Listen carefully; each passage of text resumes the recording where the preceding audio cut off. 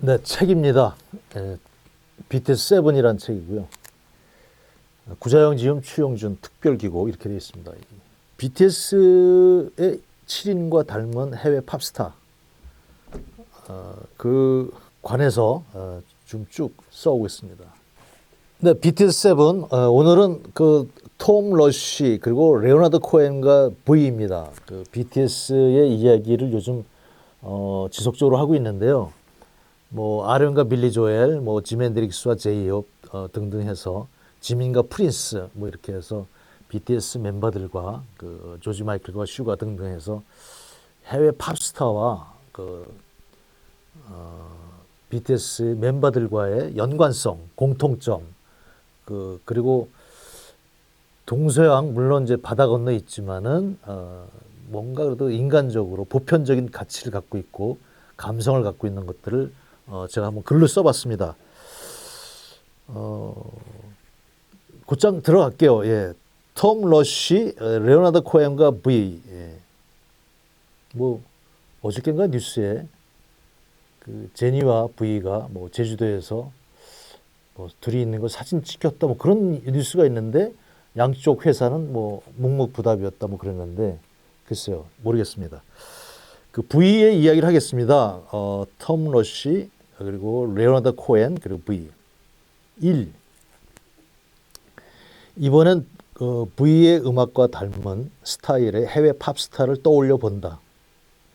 하지만 쉽사리 떠오르지 않았다. 안성맞춤의 그러한 닮은 스타일의 해외 팝스타가 다른 BTS 멤버들처럼 재빨리 생각나지 않았다. 그러던 중 충무로 어느 음식점에 들어가 늦은 저녁 식사로 미역국밥을 주문하고 기다리는데 CBS FM 뱀이향의 저녁 스케치에서 내가 좋아하던 가수의 노래가 흘러나왔다. 굉장히 좋아했으나 그리고 미국에서는 유명 포크락 스타였으나 한국에서는 아는 사람이 별로 없는 가수였다.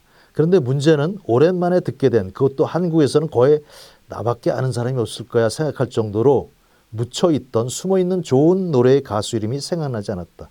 노래를 중간부터 들었기에 DJ 뱀이향의 가수 소개를 들을 새가 없었다.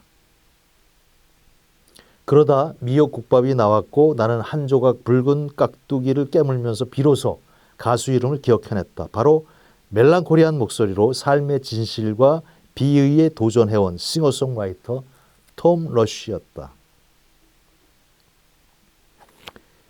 2. 톰 러쉬는 뉴햄프셔의 포츠머스에서 1941년에 태어난다. 아버지는 교사였다. 1961년 하버드 대학에 입학해 영문학을 공부했다. 그 시절 톰 러쉬는 영국의 미녀들을 통기타를 치며 노래했고 커피하우스 클럽 47에 자신의 무대가 있었다. 클럽 47의 그 현재 이름은 패심으로 바뀌었다고 합니다. 톰 러쉬의 목소리에는 깊은 마력이 있다. 회색빛 하늘처럼 음울하지만 외로움에 마냥 함몰돼 있거나 쩔어 있지만은 않는다. 오히려 봄을 기다리는 목소리 같다. 결코 희망의 끈을 놓지 않는다. 그의 노래 목소리의 표정은 거의 없다시피 한다. 곁에와 나긋나긋함도 없다. 그냥 담담할 뿐이다. 그렇다 그 목소리는 이별의 현장이다. 떠나가는 연인을 바라보는 남겨진 자의 목소리이다. 그리고 엄청 비통해하지도 않는다. 담담하고 담백할 뿐이다. 한때 부르면 버선발로 달려오던 연인, 내가 불러주길 기다리던 연인, 일찍 헤어지면 서운해서 마음 아파하던 연인, 떠나가는 척했던 자신을 불러세우지 않았다고 어떻게 그리도 매정하냐고 울던 그 연인이 이제 완벽하게 떠나가고 있는 비극의 상황 속에서 더 이상 붙잡아도 소용없음을 깨달은 남자의 목소리이다. 모든 것을 잃어버린 자의 목소리 톰 러쉬이다. 왜? 그녀라는 창문을 통해서 새로운 세상을 볼 수 있어 왔기 때문이다. 이제 현실이란 있는 그대로의 사실만 남았다. 더 이상 환상은 없다. 더 이상 행복도 행운도 없다. 그래서 보이지 않는 눈물이 온 마음과 목구멍까지 꽉 차올라 몽땅 젖어버린 것 같은 행동이 멈춰진 자 망가진 기차 같은 남자가 되어버린 그런 목소리가 톰 러쉬의 목소리인 것이다. 그렇게 남자는 비로소 혼자가 되어 고요함이 된다. 아무것도 없다. 드디어 어쩌면 좋게 말해서 그 긍정적으로 말해서 태풍의 눈이 된 것이다. 태풍의 눈은 거대한 힘을 지닌다. 비와 해일과 바람이 장난이 아니다. 하지만 태풍의 눈은 마냥 고요할 뿐이다. 나는 V의 목소리에서 그런 태풍의 눈 같은 초연함을 발견한다. 그래서 톰 러쉬와 V의 음악 뿌리는 같고 스타일이 닮았다고 생각한다. 네, 3입니다. 그런데 톰 러쉬 말고도 V의 음악 스타일과 닮은 해외 팝스타는 또 있다. 이 역시 쉽사리 떠올린 생각은 아니었고 며칠 끙끙대다가 반짝하고 영감이 떠올라 답을 얻을 수 있었다. 바로 세계 팝 역사의 대표적인 음유시인 레오나드 코헨이다. 1934년에 태어나서 2016년에 세상을 떠나셨다. 코헨은 시인, 소설가, 싱어송라이터, 영화배우로 활동해왔다. 그는 고요한 명상을 통해 자신의 영혼을 충전했고 여러 명의 매력적인 여성들로부터 영감을 받아 자신의 음악적 에너지로 활용해왔다. 4입니다. 지옥의 늪에서 가까스로 빠져나온 듯한, 그것도 엉금엉금 가까스로 도망쳐 나온 듯한 진흙투성이 속에 빛나는 정신이란 보석의 목소리로 레오나드 코헨이 노래한다. 주스 홀랜드 쇼에서였다.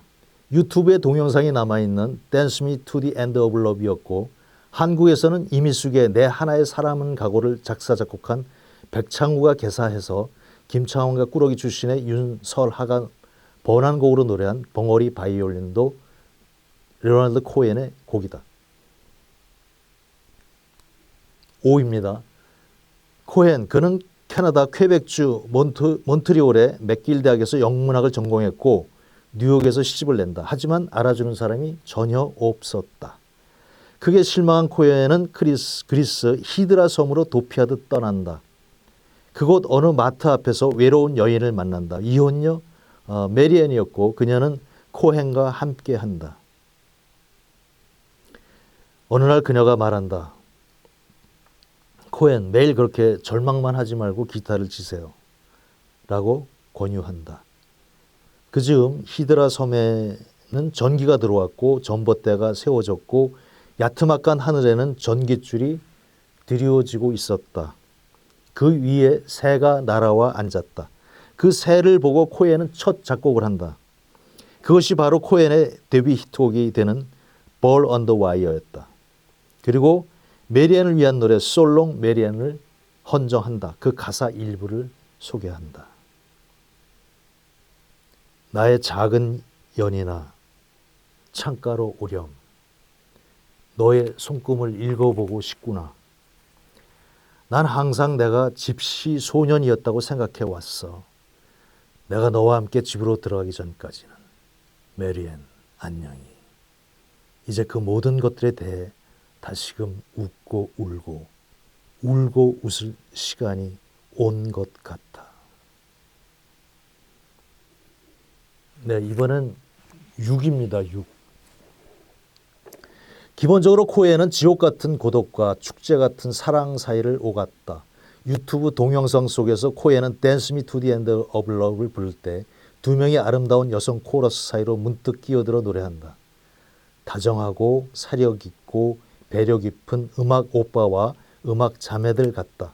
나는 V의 목소리에도 코헨 같은 짙은 고독이 있다고 생각한다. 하지만 그 고독은 눈 감은 고독, 나 혼자만의 잡복 고독이 아니다. 관종을 위한 치열인 고독도 아니다.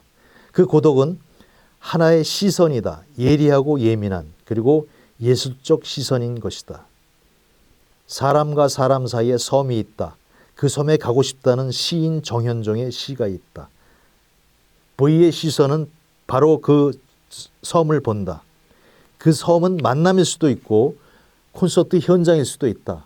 서로의 그리움의 어떤 중간 지점일 수도 있다. 따라서 V의 시선은 기다림일 수도 있고 그리움일 수도 있고 희망일 수도 있고 그 모든 것을 아우르는 꿈일 수도 있다.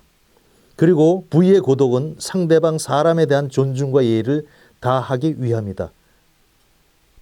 즉 상대방 사람의 본질에 다가가기 위한 진정한 만남을 위한 태도인 것이다.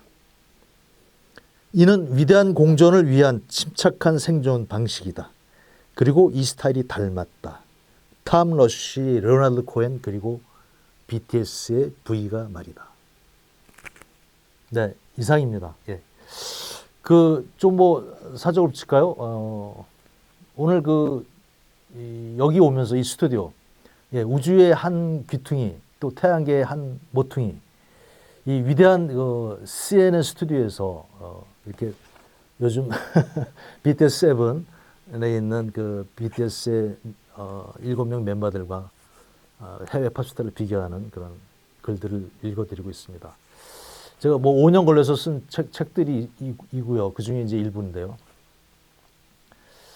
6월 10일 날이면은 새로운 앨범 앤솔로지가 나온다고 합니다. 굉장히 기대가 되고요. 또 한번 전 세계를 전 세계 모든 그 음악 현장을 찢어버리길 바라겠습니다. 여러분 감사합니다.